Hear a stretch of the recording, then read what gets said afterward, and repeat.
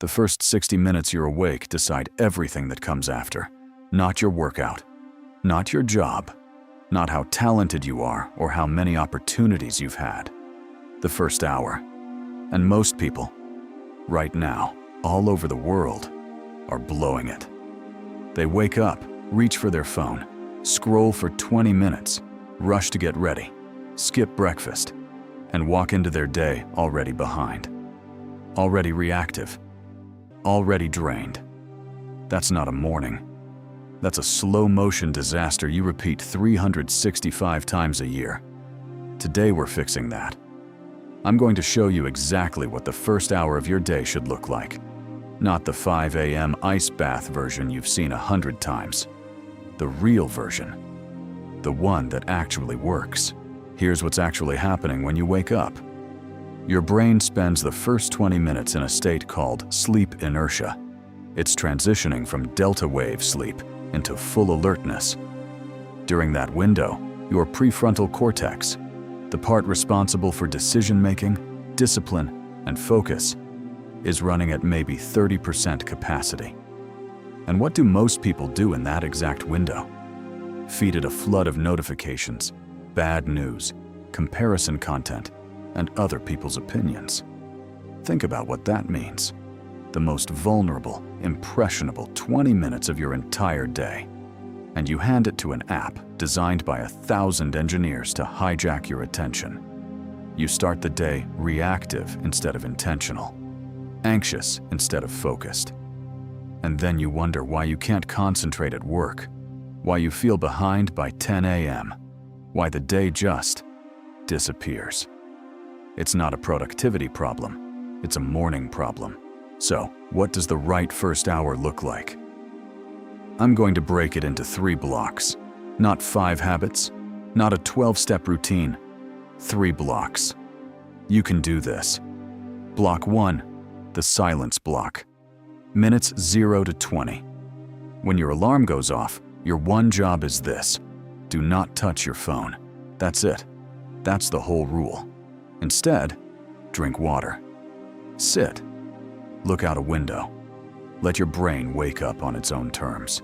This is not meditation if you don't want it to be. This is just giving your prefrontal cortex time to come online before you start demanding things from it. The people who tell you they feel foggy all morning, they never gave themselves this window. 20 minutes of silence feels uncomfortable at first because we've trained ourselves to need constant input.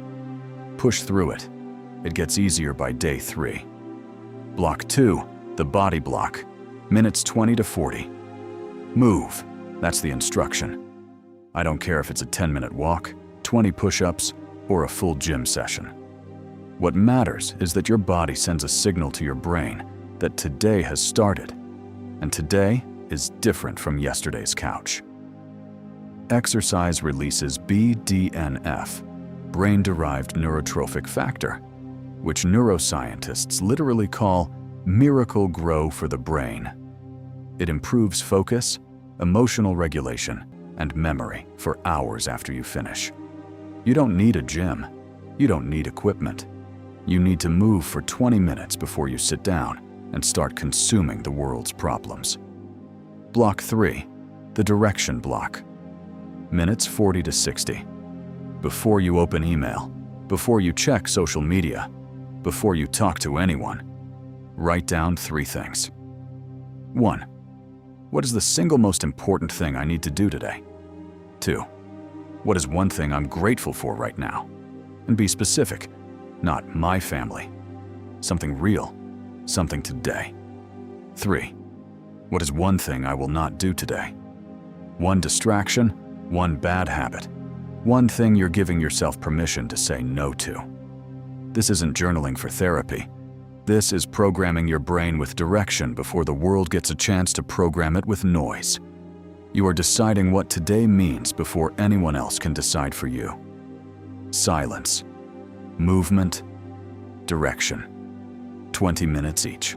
That's your first hour. Here's the thing about mornings that nobody talks about. One good morning doesn't change your life, but 90 good mornings will make you unrecognizable. That's the compound effect of small decisions. Every morning, you start with silence instead of scroll. You strengthen the neural pathways for focus. Every morning you move your body. You build the identity of someone who takes care of themselves. Every morning you write your direction. You build the habit of intentional living instead of reactive surviving. The people you admire, the ones who seem to have it together, who get more done, who move with more purpose, they didn't get there with talent. They got there with a morning that they protect like it's the most valuable hour of their day. Because it is. The morning is the one part of the day nobody can take from you, if you claim it first. Here's your challenge. Tomorrow morning, not next Monday, not when things calm down. Tomorrow. Try this. Set your alarm 5 minutes earlier than usual. Put your phone on the other side of the room tonight. When you wake up, give yourself the silence block. Then move. Then write your 3 things. One morning. See what it feels like. And if you want the next piece of this, because a great morning is only the first lever, the next video on this channel is going to be about the one discipline habit that keeps you consistent even when motivation disappears. Because you're going to need that too. Subscribe if this gave you something. Drop a comment and tell me what your mornings look like right now. I read every single one.